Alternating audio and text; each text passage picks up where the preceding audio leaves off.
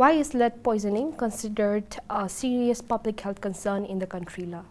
As per our National Blood Lead Level Survey 2024, I think that was our first national health survey regarding the lead. And as per the finding of the lead survey, the prevalence of lead survey is very alarming, mostly in the children's and pregnant mother, breastfeeding mother.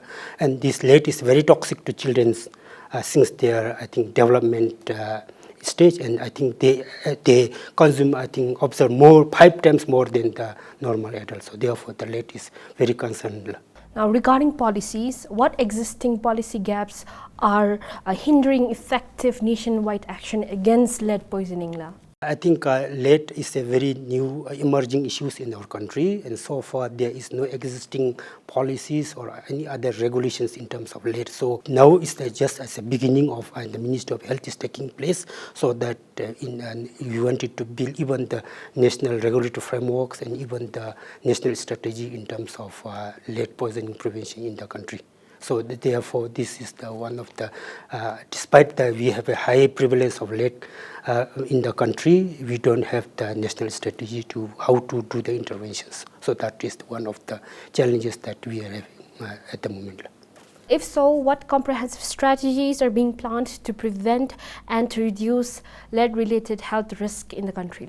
Today is our first national consultations on the national lead prevention strategies, and since, as I said earlier, we are focusing mostly in terms of capacity building of our health workers, not only health workers, but as overall. And other is we don't have the institutional frameworks, and we wanted to focus on institutional frameworks and intersector collaborations, and even the public awareness and monitorings. We are focusing mostly on the 4 pillars, and even the regulatory framework. As I said before, we don't have the regulatory frameworks in terms of lead prevention. So our consultations today will focus mostly on these areas.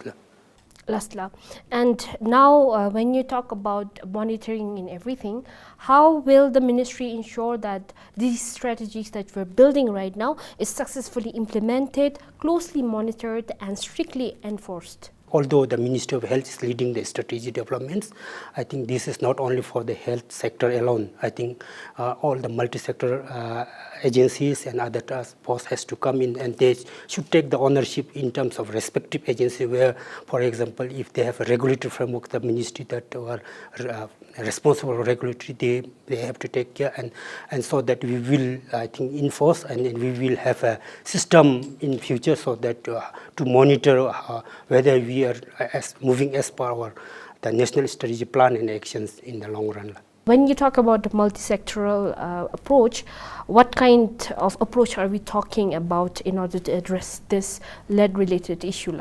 Our main objectives of our today's is to get the insights from the various multi-sector agencies, and where they will have insights so that we will develop and have a full national strategy in the near, and we'll have a subsequent meetings so that we have a full national strategy. And also with that, we are planning to have an establishment of multi-sector task force in the lead poisoning prevention. As I said, this is not only the responsibility of Ministry of Health. We cannot deal alone. We need other agencies to come in, and so that to make the lead free.